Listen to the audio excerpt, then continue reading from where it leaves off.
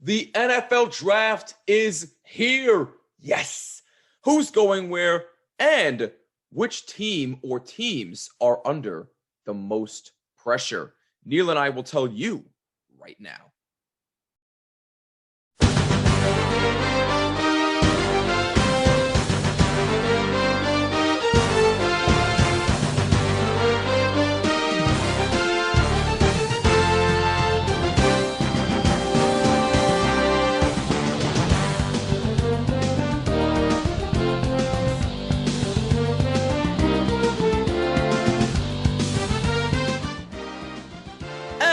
What's going on? This is the Bottom Line Podcast presented by Anchor.fm, your home for sports and entertainment talk.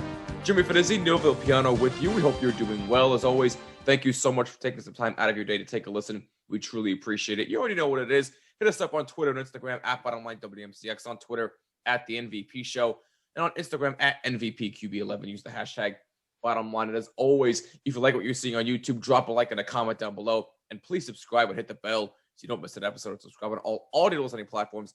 Just include Jimmy when searching for this podcast.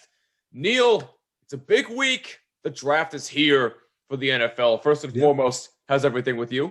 First of all, you got to slow down with your intro. You got to slow it down a little bit, man. I personally cannot keep up with how much you got to say. Slow it down a little bit. Let the listeners, let them feel into the episode. Let them. What can I say, man? What can I say? Yeah, but no, I'm doing well today. It's a nice day. It's supposed to be 85 degrees out today, which is nuts. It's absolutely nuts. Feeling like summer already. Oh yeah, definitely gonna take advantage of it. I'm happy. My Brooklyn Nets clinched the playoff spot last night.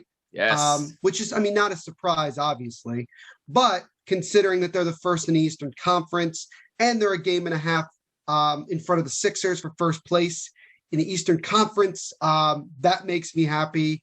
The Devils finally won a game last night, finally broke that losing streak, so they won't be tying Buffalo, which is good. Don't really care about the draft at all when it comes to the NHL. Wherever we finish is wherever we finish.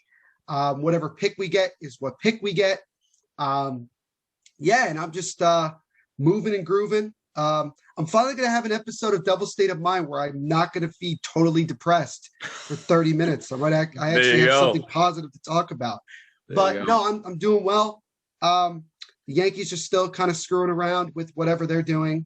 Even though they did win last night. Yeah, they did win last night. 5-1 they won last night. Pittsburgh Pirates, game over 500, being ultra competitive, which is fun. The draft, obviously the NFL draft is tomorrow, or at the time of this recording, Thursday. Yes. And, I think for the first time in a while, I'm going to be intrigued about not necessarily the first round, but more like the second to seventh rounds. Because there's a lot of names that I really like. I watched in college and I'm like, I'd be curious to see where they end up if they end up getting drafted. And, look, there's going to be a lot of talent that's not going to get drafted. That's still going to probably be signed literally moments after the draft ends, because that's how it works. But there are going to be there are some questions in the first 10 picks of this draft. We're getting rumors every day about, this guy's getting drafted. The Dolphins may not draft the wide receiver. They may go. This team's trading up. This team's trading down. This team's trying to trade back up. Everything. And it's going to be fun. But I think it's not going to be I don't think it's going to be as dramatic as people are making it out to be. I think it's going to be a lot like last year, where there just isn't a lot of movement. But I could be wrong. I totally could be wrong. I could be totally wrong. But we'll see. I'm doing well. Excited to do this episode. How about you? How you doing today?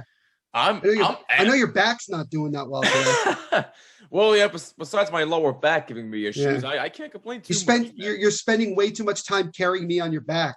Carrying me to glory here. You're putting the whole team on your back, and that's what happened. You could say that much, but no. In all seriousness, besides my back giving me a bit of issues, not too bad though today. I'm actually doing pretty well. I'm amped for the draft to get started. At the time of this recording, it's April 28th, 2021. The draft is tomorrow, April 29th. So for this episode, Neil and I will be going over the first round of the draft. We will give you our picks of who goes where, and we will also talk about a couple of teams who we think are under the most pressure going into. And I just wanted to also say really quick, probably tomorrow afternoon, I'm probably going to be posting on my Twitter and also maybe my Instagram.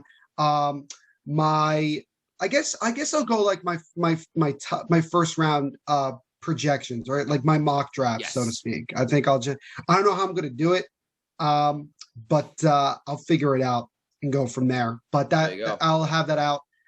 And then you guys can tell me that I'm full of it, but we'll see. I'm not one of those people that's heavily invested in the draft, especially as I've gotten older. I don't find it as, it's not that I don't find it interesting. It's just that like, there's so many players and there's so many things that I just, it's like, hey, whoever they draft is whoever they draft. The Giants drafted Andrew Thomas with the fourth overall pick last year. Nobody could have predicted that at all. Nobody could have predicted the Giants taking Daniel Jones at 6 a couple of years ago. That's so true. It's the draft is a crapshoot. Honestly, it's a crapshoot. Whatever, it's all about when these guys get on the field is when it matters.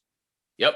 Nope. You're 100% right. We'll see how it all plays out for these guys, but there's a lot of young talent in this draft. It's really going to be exciting stuff. So without further ado, let's get started here. We're going to go through, like I said, the first round. We'll give you our predictions of who goes where. And then after that, we'll talk about a couple of teams who we think are under the most pressure.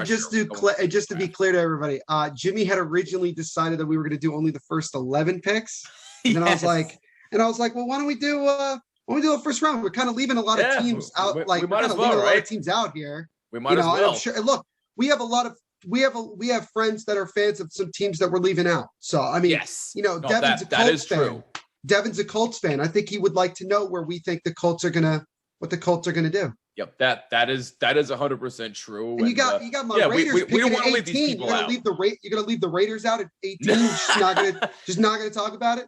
No, you're right. You're right. And by the way, I just want to state for the record that I do apologize in advance if I screw up any names that I will say going forward in this episode. So I do apologize in advance for that. But anyway, with that being said, let's get started here. So, Jacksonville Jaguars. And I'm also going to say really quick again, sorry, Jimmy, but just so that you guys understand, the way we're going to do this for each pick is that, it's either going to be Jimmy says it first or I say it first, and then one of us says it second. We just go back and forth. And we may be totally parallel with who we think is going to be taken, or we may not, depending on how we feel.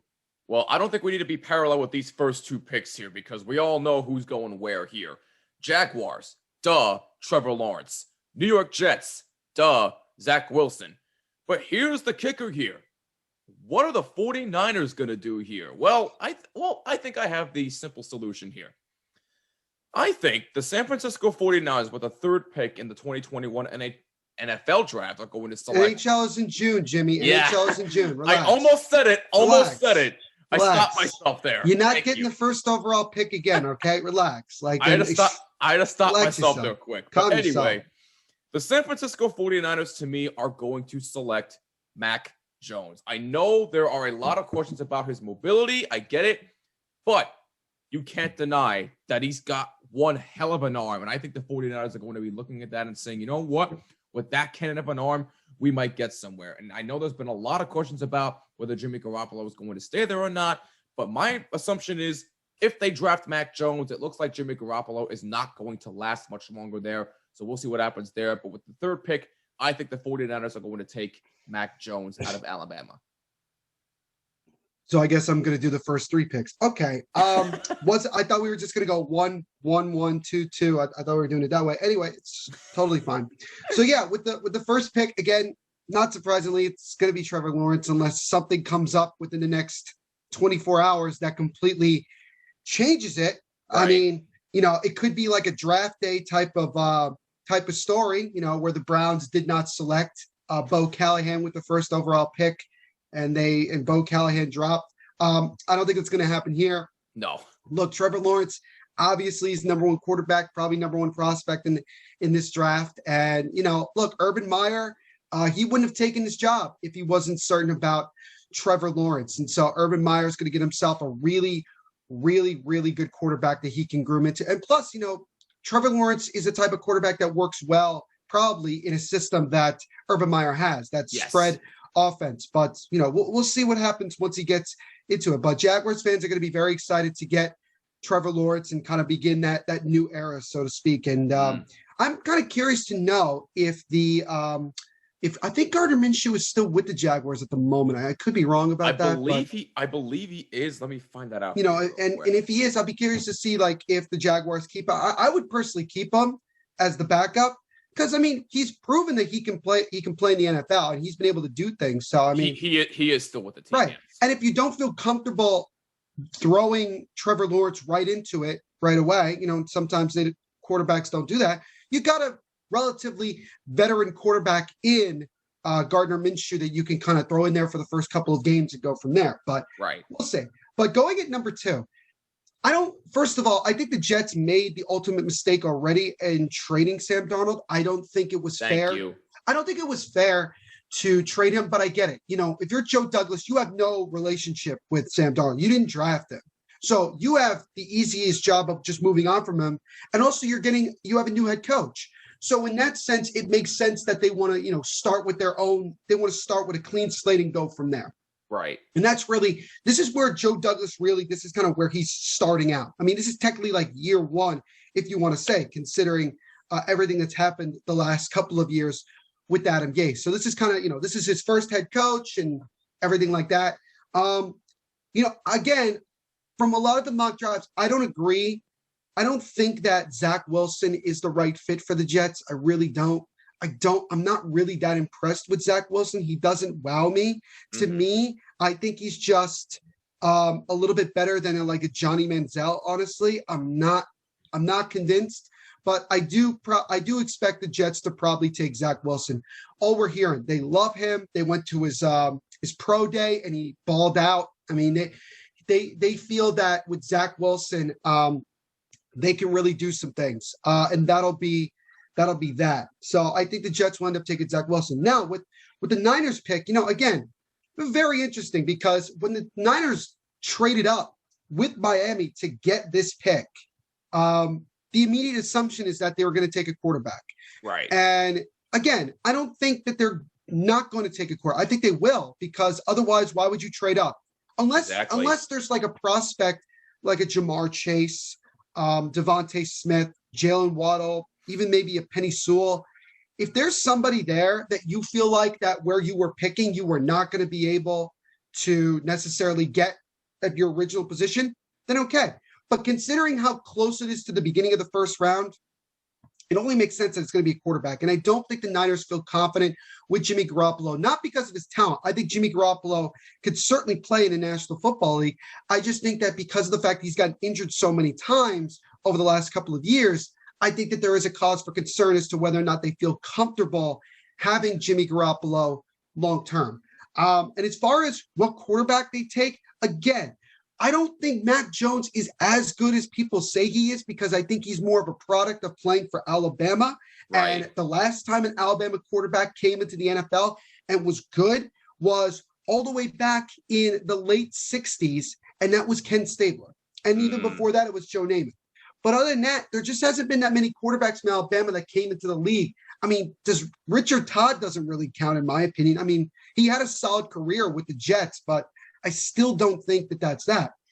But again, I'm just going off of what everybody has been saying and what information that I have. And I think that it's going to most likely be Mac Jones. So I would agree with all the first 3 picks with you, Jimmy. I think that it's going to go that way.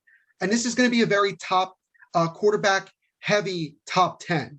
And we'll obviously get through that. But, when you look at, and I don't know if you want me to jump into the next couple of picks, Jimmy. I guess go ahead. I guess we'll go through the next 3. Yeah. It's really interesting because with Atlanta picking 4th, we've heard rumors that they may trade down, which makes sense because if they don't want to necessarily pick a quarterback to maybe replace Matt Ryan down the road, or maybe they're not totally wild about anybody available, which I don't know why they wouldn't be wild about someone like Kyle Pitts. Right. Exactly. They could very well trade down and get more picks, which, it's fine. Look, they got a new head coach in Arthur Smith. And honestly, I think that the Falcons want to give Matt Ryan and maybe even Julio Jones an opportunity to work together with Arthur Smith. Well, that's if they don't trade Julio Jones. I was just going to get to that. Julio Jones might be traded. Right. Even though Julio Jones could very well be on the move, but that's not going to be till June. So a lot of things could happen between now and June 1st. They're in a tough situation financially with their salary cap. So, I mean, it wouldn't necessarily surprise me that much if that ended up being the case. But I'm going to say the Falcons do not trade. I don't think they will. I think they'll stay right at 4, and I think they're going to take Kyle Pitts. They need that impact tight end. They need an impact player. Look, they have Calvin Ridley. They still have Julio Jones, even though obviously in some degree he's not the same player he once was. And Matt Ryan is still a very solid quarterback. He's not showing his age by any means. So I think Arthur Smith wants to get Matt Ryan another big time weapon to kind of go from there. Him being an offensive guy, I think it just makes sense. So I think that the Falcons will end up taking Kyle Pitts at number 4. And this is, again, where it gets really, really interesting because the Bengals at 5 could go any way, shape, or form in this situation. They could go wide receiver. They could go offensive lineman to protect Joe Burrow. I mean, you just saw what happened to Joe Burrow in his rookie year. I mean, tore his ACL. You don't want that to happen again. No. Could they possibly trade down? Maybe. If they get a really good offer, they may very well do that. But again, I don't think the Bengals will trade. I think they'll end up staying at 5. And I think they're going to end up taking Jamar Chase. I think when they look at it, it's really tough because Penny Sewell, the issue with him is his attitude, his personality. A lot of people are skeptical about it. To me, it's he's still a tremendous offensive lineman. So you kind of have to go with that. But Jamar Chase, I think when you look at the weapons that Joe Burrow has, and obviously he lost someone like John Ross to free agency who ended up going to the Giants. AJ Green is gone. You don't have a lot of big time talent at the wide receiver group. And I think you need to give Joe Burrow an opportunity with some good weapons. And also, look, there are some other offensive linemen in the late first round and even in the next couple of rounds after that you could probably get and you could work into it as well. Hell, there's even some free agents out there that you could probably go out and get as well if you want to do it that way. Right. So you don't have to necessarily spend big draft capital on one big time offensive lineman. I mean, you could do it like the Cowboys did for a handful of years. They just scouted so many offensive linemen that they just drafted a bunch, and eventually they were able to create one of the best offensive lines in the NFL. Not nowadays, but for the last couple of years of Jason Garrett's tenure, that was the case. But so I'm going to say Cincinnati goes and gets Jamar Chase. I think that's got to be it. I think it would be really surprising if Jamar Chase fell out of the top 5. Because again, the Falcons could very well decide to take Jamar Chase at 4. So we'll see. But here comes pick number 6, the Dolphins. They traded out of the first 10 picks with San Francisco. Then they traded back into the top 10 with the Eagles because the Eagles decided to do whatever they want to do. I still don't really get what exactly they're doing, but we'll have Garrett Novak explain to us, which he may not be able to tell us either. But look at the Dolphins. Again, could they go wide receiver? Maybe. Could they go offensive lineman? Maybe. Could they trade down? I don't think they're going to trade down because if they just traded back up, why would they trade back down again? Unless they just want to keep getting more picks, which again is also fine. Also fine. Because you could also trade for an impact player on someone's roster for a boatload of picks as well. As we literally just saw last week with Orlando Brown going to the Chiefs for several first-round picks, which was honestly, that is one of the only times I'm not mad that somebody traded a boatload of first-round picks to get somebody, because Orlando Brown is one of the top 5 offensive linemen, and he's going to be blocking Patrick Mahomes' blind side. I mean, that right there is phenomenal. Phenomenal. That was awesome. Stupid. If you're the Ravens, though, I don't know why you gave him. Well, that was a really stupid that's move another by the rant Ravens. for another day. I don't really know what the Ravens are trying to accomplish, but it's fine. Anyway, Dolphins at number 6. I honestly believe this might be a hot take, but I honestly believe that they will take Penny Sewell at 6. I think that they will take Penny Sewell. I think that they see, they need to get more protection for Tua. They could very well go out and then draft a top wide receiver, which is fine. They could do that too. But I think that, again, the most important position in football, in my opinion, is the offensive line. You need to have a good offensive line. And look what the Dolphins just did yesterday. They just traded Eric Flowers. They traded Eric Flowers back to Washington. Yep. So, in my opinion, that's where Penny Sewell and Eric Flowers play the same position. That's why I think that they're doing it. They wouldn't do that if they didn't think that they would probably want to move and get, Penny Sewell, who could be a better offensive lineman. Maybe I'm wrong. And obviously, you look at Eric Flowers, he goes back to Washington. Hell, that's where he was able to resurrect his career, so to speak. Obviously, he's become a lot better playing at that left tackle position in Washington. But anyway, I do think that the Dolphins are going to end up taking Penny Sewell at number 6. So my next 3 picks, like I said, are Falcons taking Kyle Pitts, Jamar Chase going number 5 to Cincinnati, and then Penny Sewell going 6 to Miami. Well, I'm in agreement with you on the Falcons here taking Kyle Pitts. I do think that the Falcons do need another explosive weapon, especially at the tight end position. And with Kyle Pitts at the helm, Matt Ryan definitely has another option there. So I'm in agreement with you on there. I don't think the Falcons are fully ready to move on from Matt Ryan. I think he's got like 2 or 3 more years left. I 100% agree. And I think it doesn't hurt them to necessarily go out and just try to get some impact players to help Matt Ryan. Thank you. Exactly. So we're in agreement on there, but we might have differences with these next 2 picks here. I actually have the Bengals at 5 taking Penei Sewell. Now, I get it. You mentioned the attitude problem with him. I totally understand where you're coming from with that, but at the end of the day, look, you do not want to have another catastrophic injury to Joe Burrow again. So you need to draft an offensive lineman to protect Joe Burrow at all costs. Do it by any means necessary. I have Penei Sewell going at number 5 to the Cincinnati Bengals. And at number 6. And that's not like a hot take either, because I don't think Penei Sewell has fallen out of the top 10. Right. No. Does he have attitude problems? Yeah. But here's the thing. When you look at that, that's like the only negative he has, which could also be a very big negative, but it could totally change once he gets to the league. So he's an offensive lineman, and you don't, it's hard not to want to pass up on an offensive lineman. No, you're right. And this may be a surprise here to you. But at 6, I think the Dolphins are taking Jalen Waddle.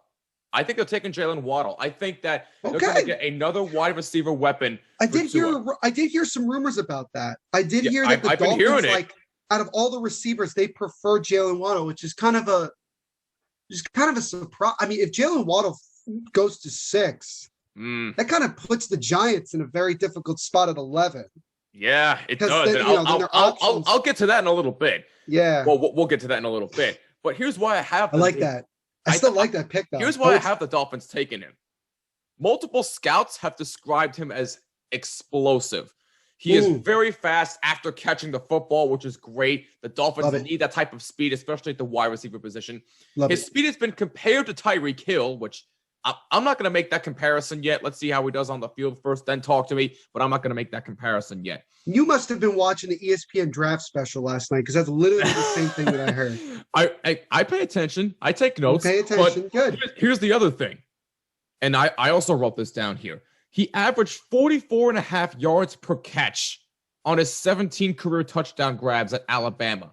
His 24.4 yards per punt return in 2019 was the 3rd highest since FBS and FCS split in 1978. And by the way, thanks to Jordan Renan for that stat, courtesy of ESPN. But I do take notes. But we got to get Jordan Renan on this podcast. We got to get Jordan Renan on here. That'd be really cool. We got to reach out to him. That'd be cool, especially after the draft. We got to get him on here. Exactly, but no, because of those statistics right there, I have the Dolphins taking Jalen Waddle. So I like now, I honestly, I like that a lot. All right, I like that a lot. I do, and even if the Giants get Jalen Waddle, I mean, I'm not gonna be upset because at least I'd be like, oh yeah, well he got a playmaker for Daniel Jones. Good on you. That's true. Unless Devonta Smith is still there, then I'd have an issue with it. That's true. We'll get to that. We'll get to that in a little bit. Yeah, That is true. So we're at 7 now. right? Here is 7. where I might have a bit of a hot take here. Another one. So the Lions are drafting 7th, right? I have them taking Rashawn Slater. I have them taking the offensive tackle out of Northwestern. Here's why. I know. That's a hot take. I know. Let me explain myself. Woo. I have my notes here. Let me explain. Here's his notes. He can play every position on the line. Okay. And where does Jared Goff need help most? Protection. Receivers. And receivers too. I get it. They just let Kenny Galladay go out the window. So I get it. I get it. He needs receivers, but what do quarterbacks need more of? Protection. And Rashawn Slater, a guy who could play almost every position on the offensive line, might just be able to help out Jared Goff. It's a hot take. I get it. You can crucify me for it if I'm wrong. And I ain't crucifying you. It's just surprising. Most likely I will be wrong. But even still, I have Rashawn Slater going to Detroit at 7.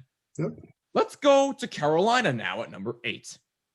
I have them taking Caleb Farley out of Virginia Tech. Now, listen, there's been a lot of questions. Unfortunately, Caleb Farley, I believe also he just tested positive for COVID-19 as well. He did. I found that out this morning, unfortunately. But I think he's okay. I think he's just. Oh yeah, from what I heard, he's doing perfectly fine. He has little. Caleb Farley is such a fascinating situation because before he got hurt, he was honestly considered to be like the top quarterback in the draft. Yeah. And unfortunately, even when he got injured in his pro day, I believe he got injured his pro day. Yes. A lot of people even have him falling out of the top 15. So that's kind of and I wouldn't be surprised if he was falling that far. I wouldn't be surprised if a team tried to trade up or into the, into that spot to take him. No, you're right. But listen, that's exactly what I was going to get into. I get there's a lot of questions about his medical history because he just recently had back surgery, as we talked about earlier. He got hurt. But listen, the Panthers need help on defense, especially at the corner position. I like them taking Caleb Farley at number 8 from Virginia Tech. Now we go to Denver. Freaking Denver. I mean, listen. Take a quarterback and really throw everybody off. I don't even know if they trust Drew Lock at this point. I don't trust him. Nobody trusts Drew Lock. I don't think he's that good of a quarterback. I'm sorry. So with that being said, I have them taking Trey Lance. I have them taking Trey Lance out of North Dakota State. I think he is a much better option. And look, again, Drew Lock. I think any quarterback in this draft is a better option than that is true. Than him. Look, I love the way that Trey Lance played. I love his dynamic. I love his arm. I love his mobility. He will be a much better option than Drew Lock. Drew Lock is probably going to get up on out of there sometime soon. So at number 9, I love Trey Lance out of North Dakota State going to Denver. Do you want to do number 10 just to kind of finish out the top 10? Go ahead. Yeah, of course. Do number 10. Because and then I'll do number 10. The Dallas Cowboys, listen. And this is fun too, by the way, because if you think about it, 10, 11, 12 is all NFC least teams. It's true. But listen, I've heard a lot about the Cowboys should get another weapon for Dak Prescott. I get it, but in my opinion, no, they shouldn't. Because offensively, you're already stacked. Your defense was atrocious last year. 28th ranked defense in the entire NFL. One of the worst defenses in the history. It only got better it only got better in the last 4 or 5 games of last year. Exactly. It only got better. Oh, and by the way, Sean Lee just retired. So they need help on defense. Damn, I was actually hoping, because he was a free agent, I believe, and I was hoping that the Giants would take a flyer on him because I think that would. Because we need linebacker help, and I was like, I feel like him being a leader on this team. I know you got Blake Martinez, but if you also have Sean Lee, I get it. He can't stay healthy. We've seen that, but I still thought it would have been a nice addition for 1 year. But. Yep. No, that's a fair point. But playing fantasy GM over here. Well, look, with the Dallas Cowboys, they need help on defense. So with that being said, I like them taking J.C. Horn, the cornerback out of South Carolina. Because here's the thing. I like it. He fits what they need the most. And the Cowboys defense allowed the most points in franchise history last year, including 34 touchdown passes. 34. Hell, they made Daniel Jones look good. 27 of them who are from wide receivers. Okay? So that just shows you how much they need help at the cornerback position. But they need help everywhere on defense. But in my opinion, the most important position the Cowboys need help on defense is the cornerback position. So J.C. Horn would be a tremendous fit for the Dallas Cowboys. I like him going at number 10 to Dallas. Neil? Yeah, no, that's good. So we'll go back to obviously 7 for me. The Lions, man, they're interesting because, look, we just talked about it. I think the biggest area, as much as I agree with offensive line, I think the biggest area has got to be wide receiver because, I don't know. It just, look, you still have Rashad Bateman in the second round. So, I mean, the Lions could very well decide we're not going to take wide receiver now. We're going to back off that and probably try to get Bateman in the second round. Because, that's just the way I look at it. And Bateman's going to be a good player nonetheless. And because of that, I'm actually going, you kind of changed my mind a little bit. I'm actually going to agree with you on pick number 7. I'm going to agree with you on pick number 7 because I think that they really look at it and they say they want to try to protect, Jared Goff. And they want to give him, a chance. And they may fall back into wide receiver at pick number, whatever they have. I don't even know if they have a second round pick.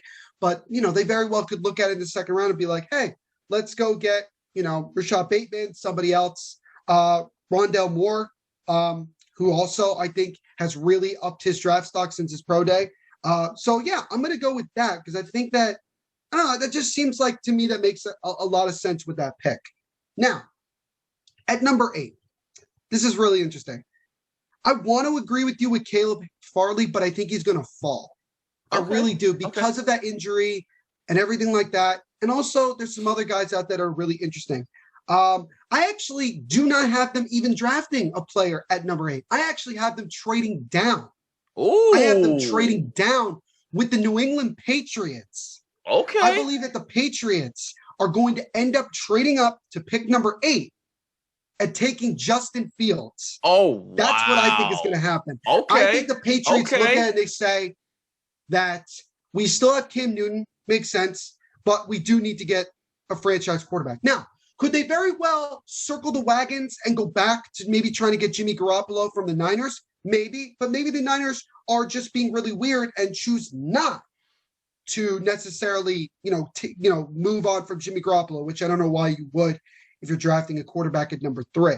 But I think that when you look at it, Justin Fields, for some stupid reason that I don't understand, is consistently falling down.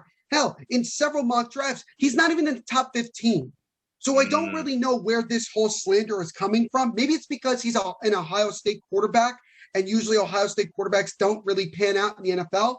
But to me, Justin Fields showed me a lot, especially in that game against Clemson last year, where he played with several broken ribs. He continued to go out there and he balled out. He's a leader. I think he has a very strong arm. I think he's very accurate. And honestly, he's somebody that Bill Belichick can develop into a solid NFL quarterback with some mobility. I think that he looks at Justin Fields as a younger, better version of Cam Newton right now. Okay. Talking about Cam Newton, the player he is now, not when he was winning the MVP back in 2015.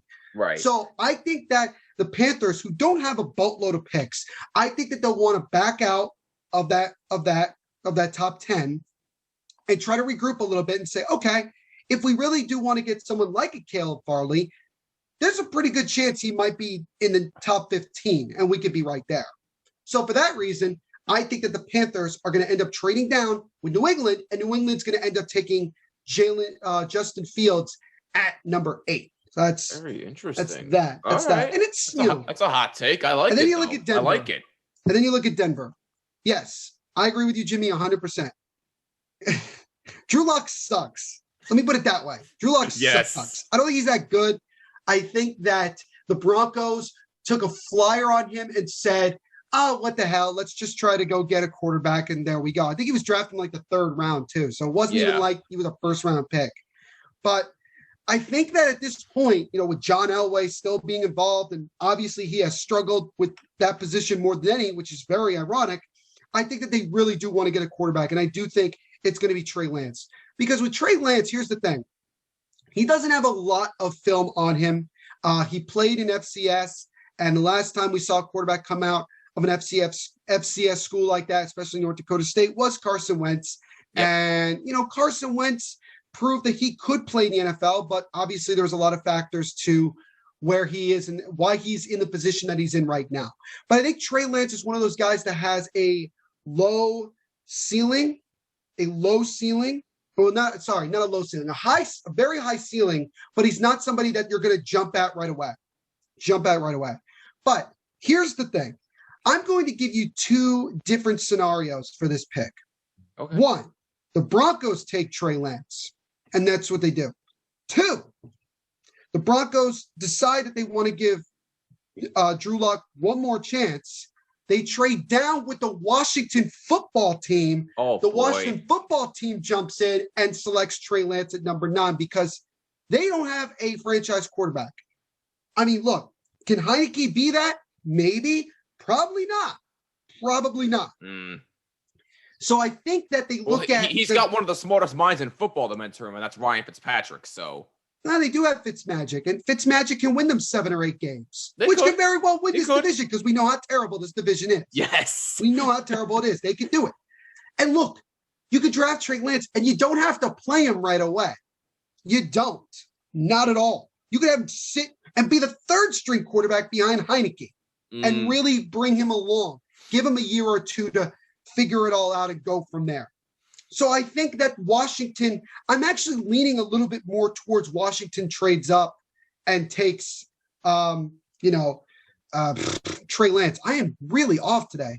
Trey Lance at number 9. See, this is how much I don't know about the draft, and I'm probably going to end up saying a player that I already said. You and I are in the same boat. Don't worry about it. But I'm actually going to be leaning towards, so I'm going to change my prediction at number 9 and say the Broncos are going to trade down with Washington, and Washington's going to take Trey Lance at number 9.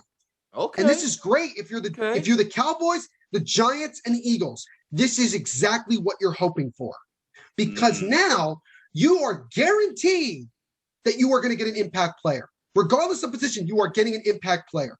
So at number 10, I do have the Cowboys taking a quarterback, Jimmy, but it's not going to be Chase Horn. It is not. It is going to be Patrick Surtain II from Alabama. Oh, I think he's the best quarterback in this draft. And here's the thing. Alabama has produced tremendous defensive backs for many years. I mean, look at Landon Collins. Obviously, Landon Collins is not the same player that he once was, but for several years, he was that dude. Xavier McKinney, who obviously only played a couple games for the Giants. He's still a very, very, very good defensive back. And then you have a guy like Patrick Surtain. And I think Surtain really is a lockdown corner. He could be your number 1 cornerback, and he could really, really play tremendous defense. And I think that the Cowboys look at it and say, yeah, we could get another impact player for Dak Prescott to really get this offense rolling. But our defense is so bad and needs so much help, particularly in the defensive back area, that unless there's a cornerback or 2 in the later rounds that we really like, I think we got to go corner here. And for that reason, I think I have them taking Patrick Surtain at number 10. Well, not to mention Patrick Surtain also won Defensive Player of the Year last year in the SEC. So you also have in the SEC, which tells you a lot. We know how good a lot of those teams in the SEC are. Exactly. And he did win a national championship. Yep. Just saying. He did. And he locked down Ohio State's speedy wide receivers. So he can play. He can play. He played for Nick Saban, who's a defensive guy. Yes. But, that is true. Whether you want to believe it or not, I think more or less Nick Saban is a defensive guy, but that's my opinion. I mean, you're not wrong about that. You're not wrong. But so now let's have some fun here, shall we? Yeah, let's have some fun here. Come on. Yeah, we're gonna have fun here. So give me something wild. Come on. Let's go to number really 11 with Neil and I's team, the New York Football Giants. Look, let me just say this right off the bat. There's still a lot of questions with this Giants team, especially at the quarterback position. We don't know if Daniel Jones is going to improve on last year. I don't think there's that many questions, but definitely quarterback is the biggest one. Yes. At this point. Because now we have wide receivers.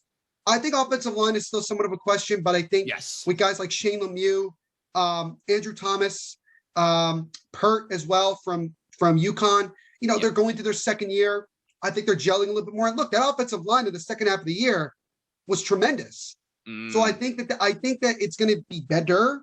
And also we got Nate Solder back, which honestly I'm okay with as long as we don't put him at the left tackle position. We just do not do that. That's true. Put him at the left guard position. Actually, put him on the right side. Put him on the right side. I think he'll be fine. Right. But anyway, listen, I was going to bring up now that Daniel Jones actually has weapons. We'll see what he does. And if he doesn't improve, then you already know my feelings. He's out of there, and so is Dave Gettleman. But everyone knows my feelings, and my feelings haven't changed in 2 years. Exactly. So, I mean, exactly. But we have our feelings, but it is what it is.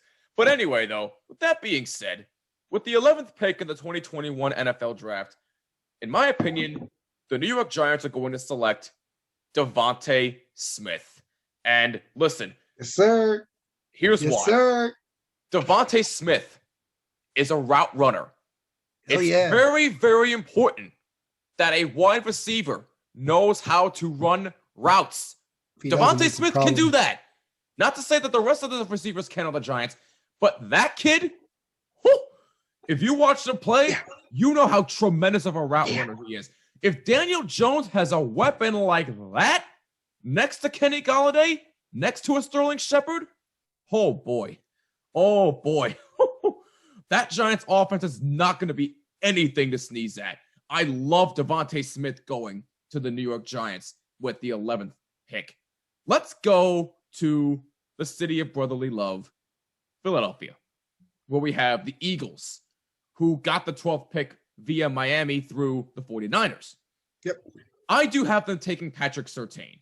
I do have them taking Patrick Surtain for the reasons that you piss off a lot of Eagles fans, but yeah, I get it. No, I mean it would. For the reasons that you said for the Cowboys taking him, look, defensive player of the year last year in the SEC. Who did you say? I already blacked out. Who did you say Jamar Chase was going to?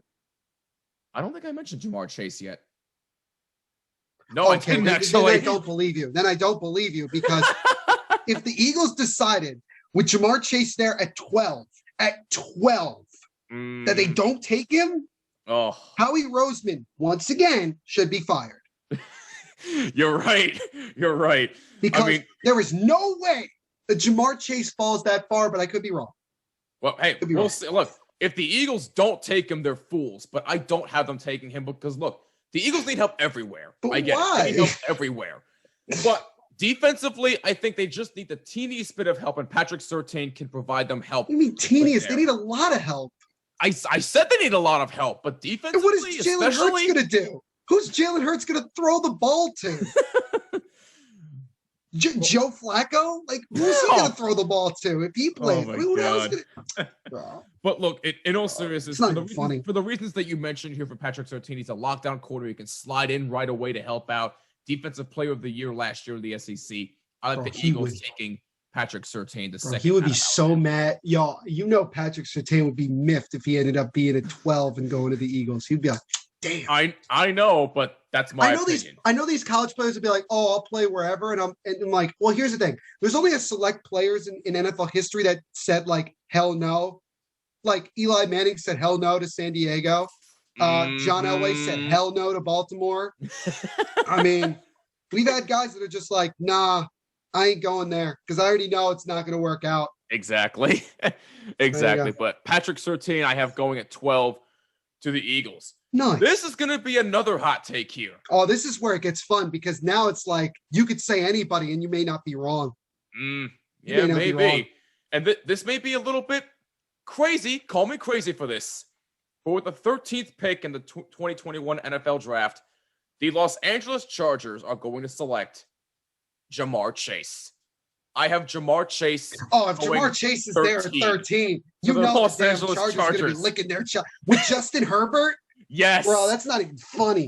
That's exactly why I have him going 13. Because Justin Herbert proved last year as a rookie, that kid is going to be an absolute stud for years to come. But what was the problem? He was on a piss-poor team. He barely had any protection, and he barely had any weapons.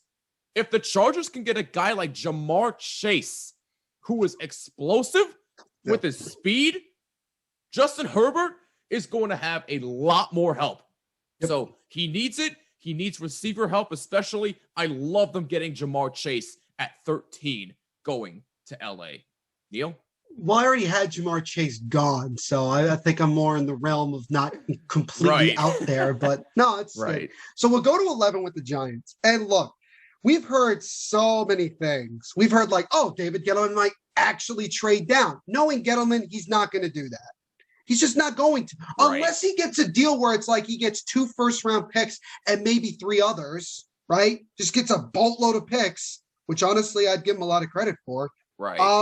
I don't think it's going to happen. And plus, when you look at the impact players, like at this moment at number 11, you have 2 wide receivers that are big time.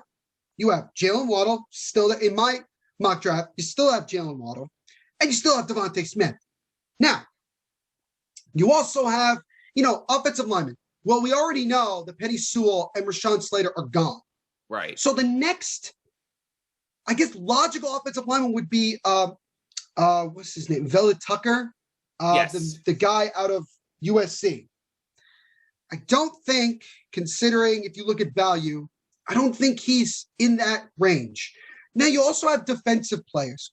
You have Pay from Michigan. You have Gregory Rousseau from Miami. I mean, you have guys out there that can do. You have Micah Parsons. You have Micah Parsons, who very well could be an amazing linebacker. But here's the thing. Oh, David Gettleman's whole tenure as the general manager of the New York Giants is based off of one man and one man only, and that is Daniel Jones. If Daniel Jones does not work out, David Gettleman is gone. Oh, yeah. Period. No, he is. Period. Joe Judge is going to be here for a while. He's proven that. Oh, yeah. But David Gettleman is still on a very short leash, and we all know this. Yep. And don't tell me that the Mariners aren't thinking the same thing. You're right. So you would think that David Gettleman would do everything possible to put Daniel Jones in the best possible position to have success. For that reason, and that reason only, the Giants at number 11 select the 2020 Heisman Trophy winner, Devonta Smith out of Alabama. All right. Everybody likes to say that Devonta Smith is small as hell. And I mean it to an extent he is. But here's the other thing. He's a 2-time national champion, a 2-time SEC champion, won the Heisman Trophy last year, won the Maxwell Award last year, won the Biletnikoff Award last year, won the Walter Camp Award last year, the AP Player of the Year Award last year. He won the Paul Horning Award last year, and he has the SEC career receiving yards record. But he's too small, right? That's what you're worried about? I do not care. He's got speed. He's got hands. He can run routes very well. And if you give Jason Garrett the weapons that we have now with Kenny Golladay, John Ross, who has speed to burn, Kyle Rudolph, Evan Ingram, you have Sterling Shepard, and then you add Devonta Smith, the Giants go from having one of the worst receiving corps like 2 years ago or a year ago to having arguably one of the most intriguing, if not one of the top 5 receiving corps in the league, considering what we can do. And you know David Gettleman wants to do things that are really going to hype up this fan base. He's already done a lot that's really gotten people to be happy. But it's still David Gettleman. And we all know that there's a very good possibility, as Jimmy is so bored of hearing me talk about this, you could tell by him yawning there, that David Gettleman could do something completely out of character. Well, not out of character, just out there. He drafted Daniel Jones at 6. Just do something to make us all mad. When nobody thought that Daniel Jones was going to be drafted at 6. He drafted Andrew Thomas when we had other offensive linemen available. But I think that David Gettleman is going to be way too tempted at 11 to not take Devonta Smith. Because look, the Eagles are right behind you. And you don't want to decide to take someone else other than Devonta Smith or even Jalen Waddle. And then have to deal with Jalen Waddle or Devonta Smith, you having to guard them, twice a year. I mean, you're going to probably have to either way, but still. But for that reason, Devonta Smith at 11. And you can see a lot of Giants pages, a lot of mock drafts. It's starting to lean to that point. Because Joe Judge, not surprisingly, loves this kid. Loves him. And nobody cares what David Gettleman likes or not.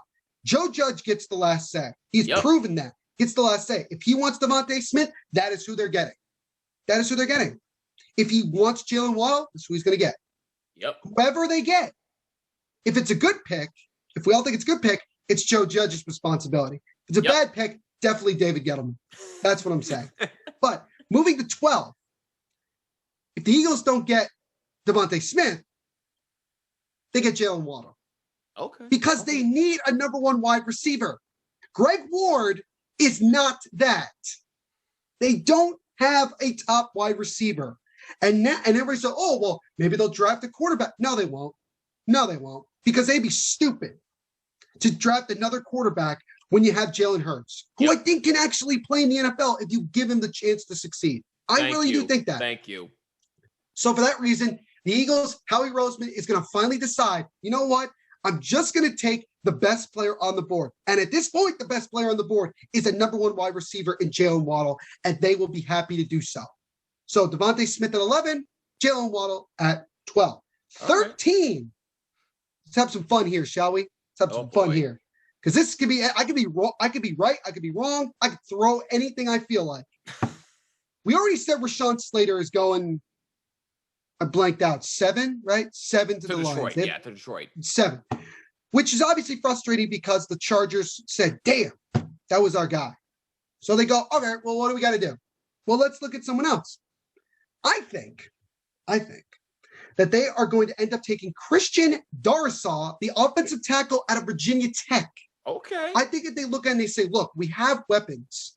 We have weapons for Justin Herbert. And again, Rashad Bateman, people from Minnesota and more from Purdue are going to be there in the second round. You could very well get a wide receiver then and be happy with it. But you have an offensive lineman, you add him to help Justin Herbert, you're good. Honestly, with the Chargers, they could go a lot of ways as well. And I think, honestly, it doesn't matter who they take. Unless they take someone completely off the radar that none of us have, which I don't think is going to happen. I think that they're going to end up taking Christian Darrisaw, the offensive tackle out of Virginia Tech. So my boy Garrett is going to be happy with VT guys getting drafted early in the first round. And he'll tell us all we need to know about these guys too. Right. He probably knows them relatively well. So 13, got Christian Darrisaw out of VT going to the Chargers. I like your thinking. I like it. But here's the thing, though. I actually have Christian Darrisaw going to Minnesota at 14. Look. Which is also possible. Yes, it is. Very possible. Minnesota needs help on the offensive line. So I know they need help on defense, too. I know they need help with the pass rusher as well, but they can worry about pass rusher later in the draft. Right now, their main priority should be the offensive tackle, and Christian Darrisaw is a top 3 offensive tackle in this draft. Okay? So if you don't take him, take him, yes, management should be questioned wholeheartedly. Somebody should be on the hot seat if they don't take Christian Darrisaw. I have him going to 14 to Minnesota. 15, this is no surprise to me, at least. New England Patriots, I have them taking Justin Fields, quarterback out of Ohio State. Do you think he falls that far? I do have him in the top 15. I don't have him falling out of the top 15. That's like mad disrespectful. Look, I'm not being mad disrespectful. Justin Fields is so much better than Justin Wilson. What the hell is his name? Zach Wilson? Zach Wilson. Bro, he's so much better. Wilson. He's so much better. It's a joke. I mean, I do agree with that, but in my personal opinion, he is still a top 15 pick. I don't think he's falling out of the top 15 like some people are saying, which is a lot more disrespectful, in my opinion. Or some people are like, he probably going to finish. It's like, yo, if I'm like, I don't know, if I'm like the Broncos who trade down, get Justin Fields and more draft picks, you just won the first round. Exactly. Good on you. Exactly. Do it. But we talked about Justin Fields before. No other explanation is needed. I have him going to the Patriots at 15. The Cardinals. They need help, in my opinion, at the cornerback position. Corner. Okay. I thought you said quarterback for a second. I was no. Kyler Murray is yes. fine. They need help at the backup. Yes, they do need help at the backup quarterback position. I agree. Yes, but Kyler Murray is fine, in my opinion. He'll be fine. Yes, but more than fine. With that being said, I have the Cardinals taking Greg Newsome, the second Love it. out of Love Northwestern. It. Absolutely love it. He is 6'1", okay? His speed, he went a 4.38 in the 40-yard dash. And he has the ability to be their number one corner of the future. That is how highly touted this kid is. He's one of the best corners in this draft. You're reading Josh Weinfuss's report, aren't you? No, I am not. These are my own notes. I swear to you, these are my own notes. Okay. But Cardinals, listen to me. He copied off of Weinfuss's report. Listen to me, Arizona. If you do not take this kid, I will be judging you wholeheartedly. Take Greg Newsome the second. What was that? You need help at the corner position. Not to say it's trash, but it needs a little bit of help. Not trash. Take They Greg did get Newsome J.J. Watt the to help second. out their defense as well. I just want to point that out. That is true. Oh. That is true. Now, let me finish up here before I get to you with your Las Vegas Raiders at 17. Now, you might like this. You may like this. Please say Micah Parsons. It is Micah Parsons. Yes. It is Micah Parsons out of Penn State. Listen, I don't think I need to say any more about. I don't think I need to say any more about this kid. He is a tremendous linebacker. I don't think any other explanation is needed. If you watched Micah Parsons play last season, you know how tremendous he is. And plus, Penn State guys, look,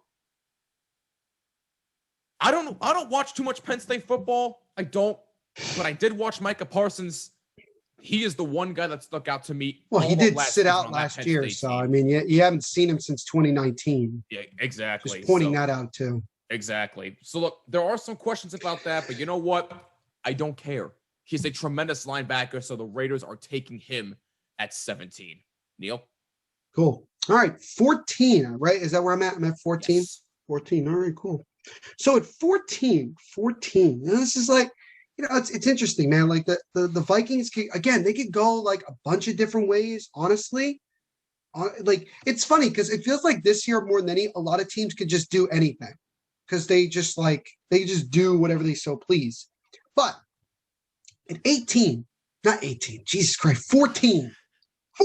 Not there yet. Not there yet. Not there yet. But you are, but I'm not. I have them taking, and I really hope I say this right, Azeez Ojulari, the outside linebacker out of Georgia. You got it right. Yep. Yeah. Geez, your microphone today. Holy moly. Just screaming into it today. But anyway, I have them taking him because, look, as much as they do need help on the offensive line to protect Kirk Cousins, who I still can't believe they gave him the money that they gave him, I think that they do need help on the defensive side. I really do. And I think getting an impact, linebacker like that makes sense. So I have them taking him at 14. At 15, this is where Carolina would be because if you remember, I said they traded down with the Patriots and got to 15. Mm-hmm. So 15, number 15, I have the Carolina Panthers selecting Greg Newsome II. Okay. I think that they look at it and they say, is it Caleb Farley? Is it Greg Newsome? And they might still be like, that injury to Farley is still kind of, and Greg Newsome is a tremendous cornerback. Out of North, he played in the Big Ten, obviously one of the top corners in the NFL draft this year. And I think that that's where Carolina goes. I think they want to obviously, try to make their defense better. They already have enough weapons on the offensive side, and they got to go from there. So I think they got to build from the defense, and that's where I have. At 16, Arizona, they do take a corner.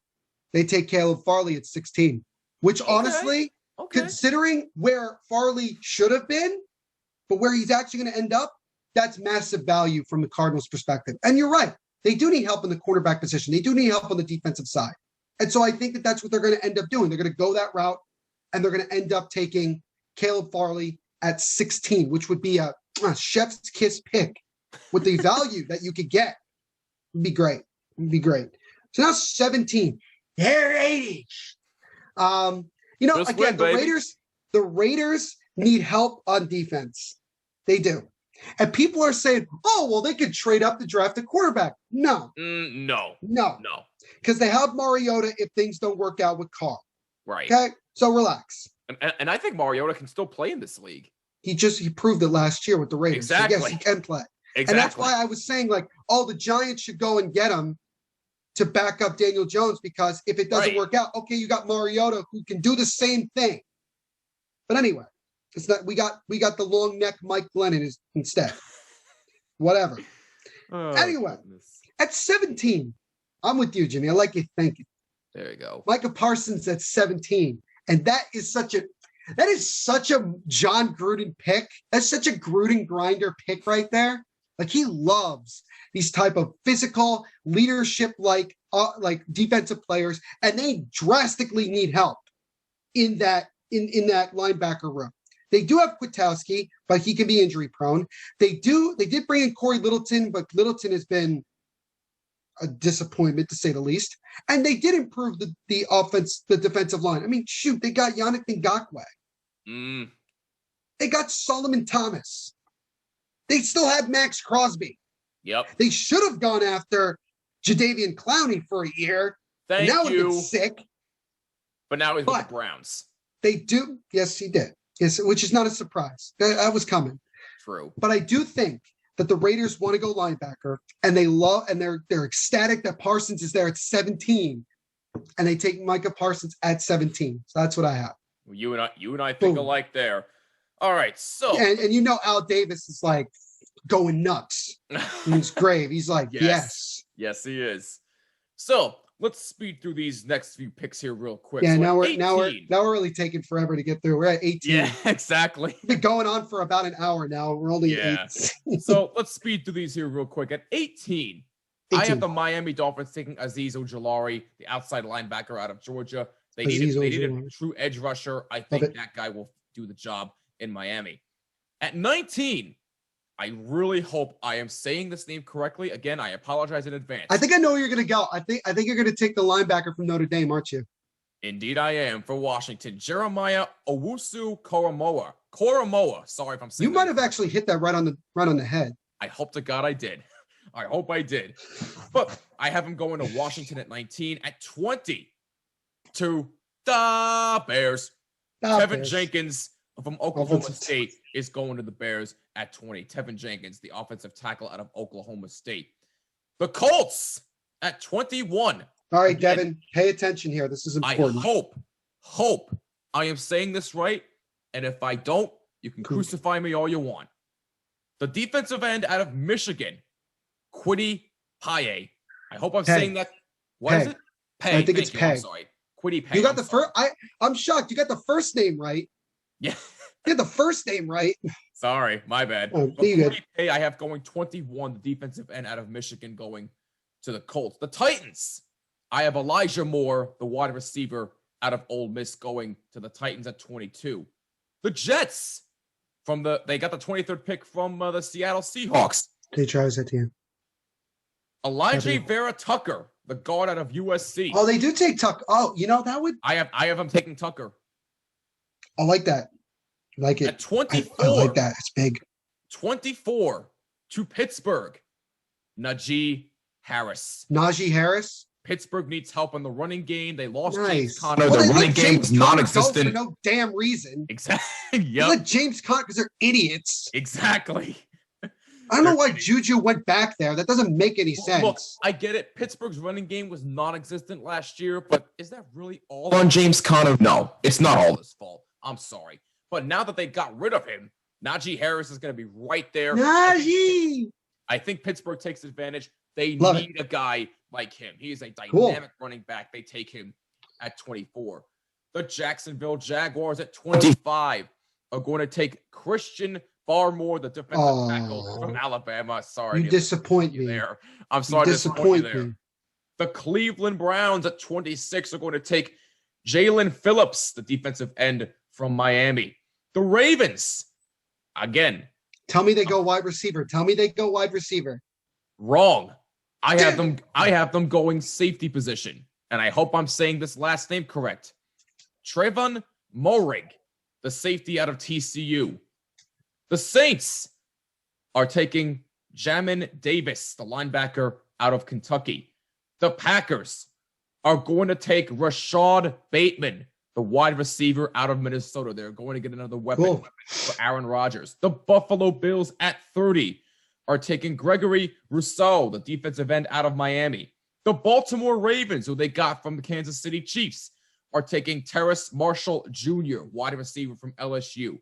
And finally, at 32, the Tampa Bay Buccaneers are taking Joe Tryon, the outside linebacker from Washington.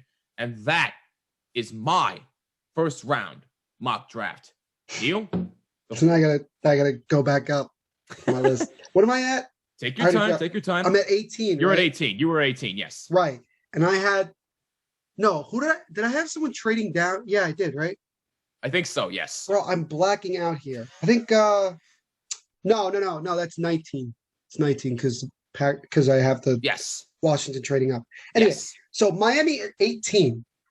This is interesting because, again, I had them taking help me out here. I think did I have Sam Sewell or did I have I can't believe I can't remember these things. No, I believe no, I had Sewell. I think I was right. Yes. It was Sewell. Because I have Jamar Chase going 5 to Cincinnati. Yes. So I have Sewell going there. So at this point, the Dolphins are like, okay, well, what do we do? Do we continue on offense? Do we go like wide receiver or anything like that? I think, honestly, they go running back. Okay. I think they go running back. Okay. Travis Etienne out of Clemson. Goes wow. 18. We're going with the first round. Dolphins. Okay. Yes. I like that. Could they also get Tua's old teammate, Naji Harris? They could. Yeah. Very well could. I think Etienne is better. I think he's really good, particularly as a receiving back. And I think adding him with that talent to having Tua, being able to dump it off, do a lot of dump offs if they need to, get Etienne out of space, I think he could do some damage. I really do.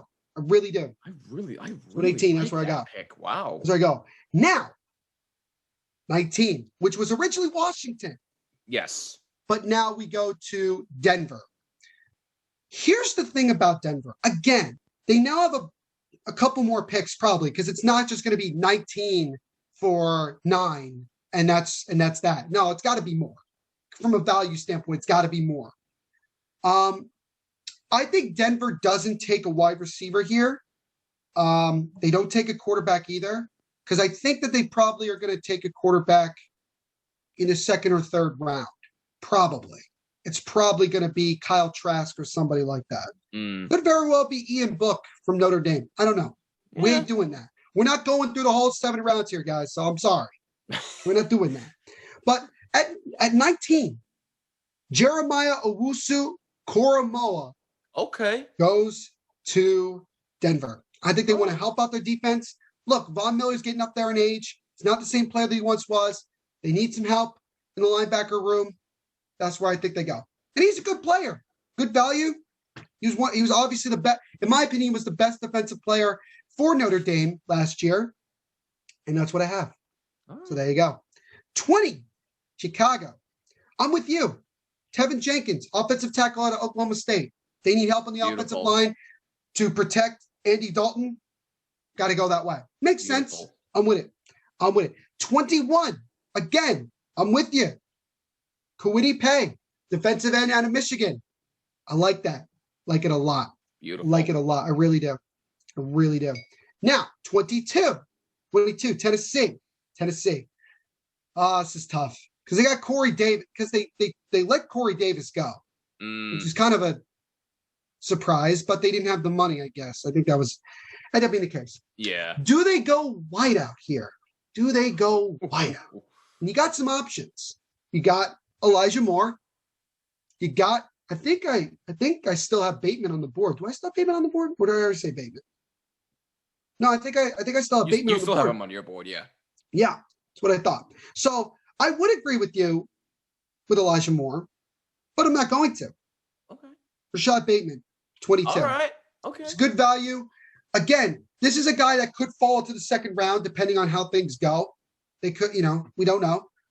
Elijah Moore again. Elijah Moore did a lot as well. And you got Rondell Moore as well, guy from Purdue. That could be good value in that second round as well. But Tennessee, let's go with Elijah Moore. And not Elijah Moore. Let's go with Rashad Bateman at 22. 23. Najee Harris to the Jets. I think that Jets? You want to talk about getting your offense to become explosive. I get it, like offensive line. You got to work on it. I get that. But with Najee Harris there, coming out of the backfield to help out Zach Wilson, with the amount of speed that both of those guys can have and the amount of quickness that they can bring, I like it. It's a late pick. They got it from Seattle. Use it on an impact player. Continue to make impacts on this offense with the weapons and everything like that. I think you should. I really, really do. And so I'm going to go there. Okay. Now, at 24, I basically just flipped the picks that you said. I think that the Steelers end up taking Elijah Vera-Tucker. I think that they're going to want. Here's the thing. I don't think that the Steelers care that much about their running game being completely ridiculous, like terrible. I think that they want Big Ben to continue to be, Big Ben and throw the football and do all that. And they're going to end up taking a offensive lineman to help protect Big Ben and give him an opportunity to throw the ball down the field, with the likes of Washington and Juju Smith-Schuster and everything like that. So I flipped the picks. Najee goes 23 to the Jets, and Vera-Tucker goes 24 to Pittsburgh. 25. Christian Barmore. Do I take him, Jimmy? Do I take him? Do you think I should take him? Do you think I should do that? If I were you, I think you should. Well, you'd be wrong. That's what I thought. Right. Good answer. That was a good answer. Rondell freaking Moore. Ooh. At 25. Okay. Because what he did at his pro day juked up his draft stock. And also the Jaguars do need some help on the receiving corps. And I think that this is a good opportunity to do so. You do have a lot of picks, don't get me wrong. You have a lot of picks to go out and do whatever the hell you want. But I really like Rondell Moore. I really do. I think he's going to be awesome in the NFL. And I think getting a top weapon for, Trevor Lawrence is good. It's good. Could they get a defensive player? Of course. And if they get Barmore, would that be a surprise? No. Wouldn't be a surprise at all. But I really like Rondell Moore at 25 to Jacksonville. All right. I really do. Now, because of that, Christian Barmore goes 26 to Cleveland, ladies and gentlemen. Because what I like about it is that they do need some help in a defensive tackle. They got their end set up. They do. You got Myles Garrett on one side. You got Jadeveon Clowney on the other. But you need some help on the interior. And that's where he comes in. That's where Barmore comes in. So at 26, give me Barmore going to Cleveland. Okay. 27. I'm with you.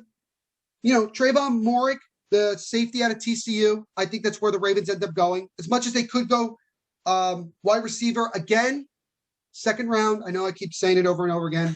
Later rounds, they could probably get a wide receiver or two that could be really good value. So, right. Ravens fans, relax. Let's not forget. And you do also have another first round pick in the first. You have it in this round. So exactly, you don't have to necessarily go the way people are saying. Now, 28. Jalen Phillips goes to the Saints. They need help on that defensive line. They need it, and they need to get some young guys in there. They don't have a lot of cap space, but they need to do something there, and I think that's where they end up going. Okay. That's where I think the Packers. Now, you said Rashad Bateman, did you not? I believe you said Rashad Bateman at 29. Rashad Bateman, yes. Rashad Bateman, dude. The Packers have not tried to help out Aaron Rodgers, and this year doesn't make me believe that either. Okay. But I still think that they do end up getting a good player. They end up taking, I'm going to say his name wrong, Jamin Davis, the linebacker out of Kentucky. Okay. I think that's who they end up taking in that pick. I think they want to help out the defense a little bit. They want to go from there, and that's what they're going to end up doing. So I have 29. 30. Gregory Rousseau goes to Buffalo. And I like this because, again, their defense really, really improved last year. And then you get a defensive end player, a guy who could be a tremendous edge rush talent. I like it. Buffalo's going to be lit to do that.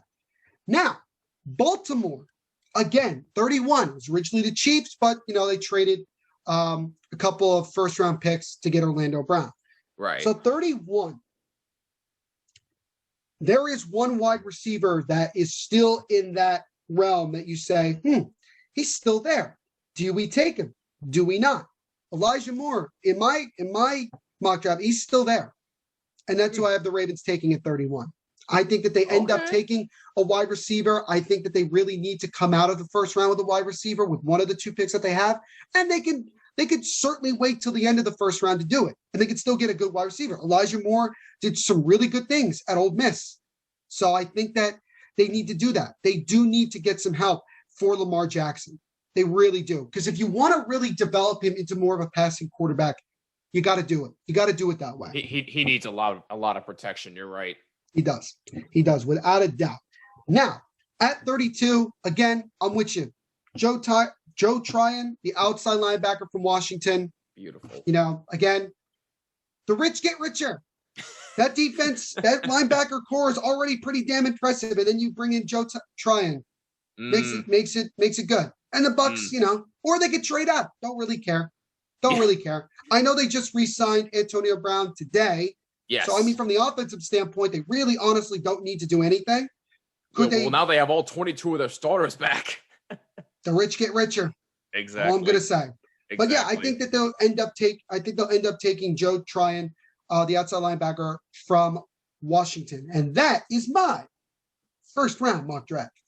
Beautiful. Now that we got that out of the way, real quick here to wrap things up, let's talk about the team or teams that we think are under the most pressure going into this draft. And to me, there's one team that comes to my mind in particular, and that would happen to be the Chicago Bears. And here's one. Look, I'm not calling Andy Dalton a scrub. I think Andy Dalton can play, but is that really going to be your long-term answer? We all good and hell well know that is not going to be the answer for the long term.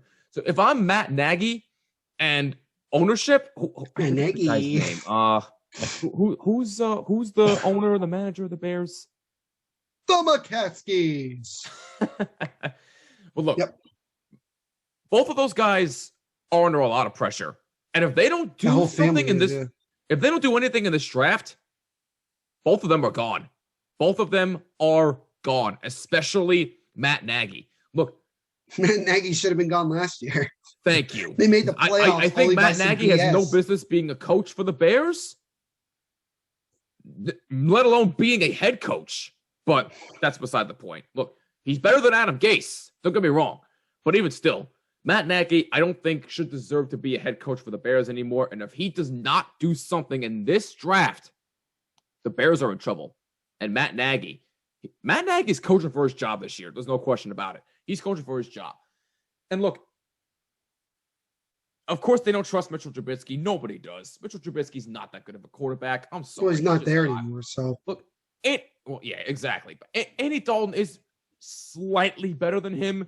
But again, he's not your long-term answer. I'm sorry. So, look, if you really want to impress people in this draft, maybe consider trading up and getting a quarterback. Maybe. Just maybe try to prove something. Because next year's QB class is nothing to write home about. So it's not like it's not like you're just waiting. This could be their chance. This could be their chance to prove something here. I'm with you. What big name quarterbacks are there on next year's draft? None off the top of my head that I can think of. So that's the bottom line with me. The Bears are under the most pressure. If they don't do something here, Matt Nagy, I'm sorry, you're out of there. I have three teams. Okay. I have three teams to watch, who are under a lot of pressure. Okay. The Jaguars, the Jets, and the Giants. And here's why. The Giants, okay. The Jaguars, because, look, you have 2 first-round picks. Obviously, you're going to take Trevor Lawrence at number 1. Right. But you got to figure out what you want to do after that.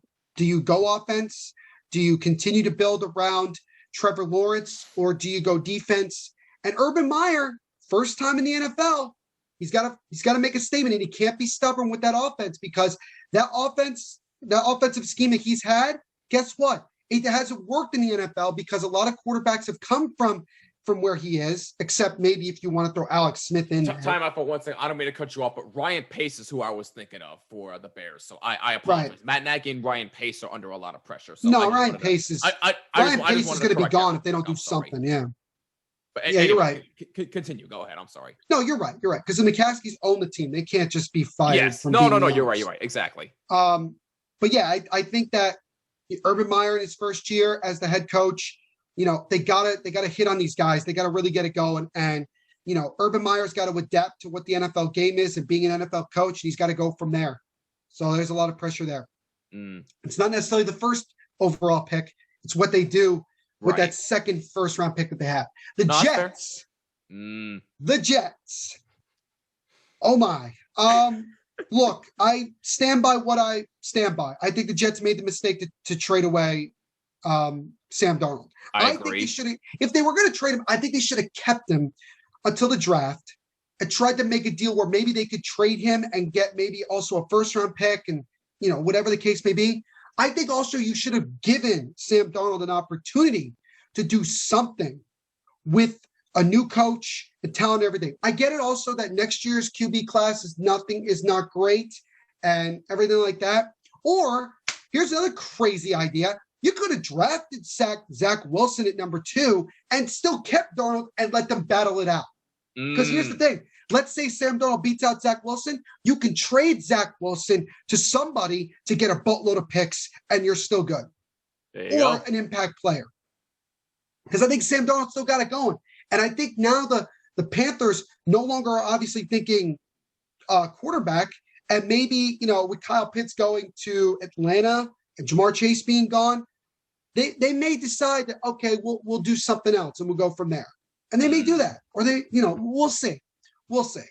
But I think that the Jets are under a lot of pressure with a new coach. They still are owned by the Johnsons, unfortunately. You got a new quarterback. Dude, you almost went 0-16 last year. You better do a lot this year. Zach Wilson better prove that he's the guy. He better prove that he's a leader. It makes me concerned that he was never a captain. Yeah, I was just going to bring that up because if Zach Wilson turns out to not be the guy, we're back to square one all over again with this team. Yeah, so they're already. You better do something here. Yeah, no, you're absolutely right. You're absolutely right. They do have to do something. They have to get it going. They have to get it going one way or the other. Right. Now, the Giants. People might think that's a little bit surprising. Jimmy, I know you find it a little bit surprising. But again, David Gettleman is on his last licks here. No, you're right about that. He can't screw this up. If he goes into it with the 11th overall pick and Devonta Smith and Jalen Waddle are there and he goes like Vera Tucker or Gregory Rousseau or even Jalen Phillips, I mean, I get you want to help your defense, but with an impact player like one of those guys to help out, the only guy that's the reason that you still have a job at this point, I think you gotta give Daniel Jones every single possibility under the sun to turn this around. That's what you have to do. And you have the chance to draft it. When a lot of us thought there was no way the Giants could ever even imagine getting someone like Jalen Waddle or Devonta Smith. But now we have so many teams trying to draft a quarterback in the first round. It guarantees the Giants are going to get an impact player.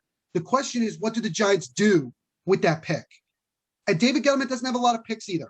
He better be hitting on some guys because their defense still needs to improve, and it will. I think it will.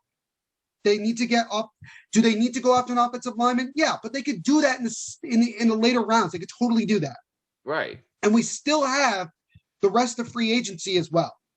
I mean, the Giants were talking with, one of the McCourty brothers, Jason McCourty. They were just talking to him 2 weeks ago?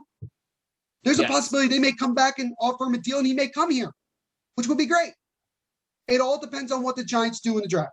But David Gettleman, you got to hit on that first round pick. You got to. You have to. Because not every first round pick you've made has done what they needed to do. Andrew Thomas, the book is still on him. Same thing with Xavier McKinney. We got to give him some time. Right. But Daniel Jones, I mean, and look, Saquon is Saquon, but can he stay healthy? I hope so. I hope so. If not, he may leave. And what did you do? You just wasted a once-in-a-generation talent at running back because you just made poor pick after poor pick. So Gettleman's under a lot of pressure, not just from the draft, but what he does the rest of this year and then how the team performs. Because if Daniel Jones continues to suck, not only is he gone, but David Gettleman is gone too. Yep. And that's just what it is. They have to improve. They have to win at least 8-9 games. They have to. And Daniel Jones has to do it. Because otherwise, you're putting yourself in a position where you can't win. No arguments from me there. You're absolutely right. I mentioned before, I'll say it again. You're right. David Gettleman is on the hot seat, but this is pretty much his last chance. If he don't do something, he's out. I mean, I've wanted him out for a long time. Neil, I know you've wanted him out too. I don't think he should have been hired in the first place.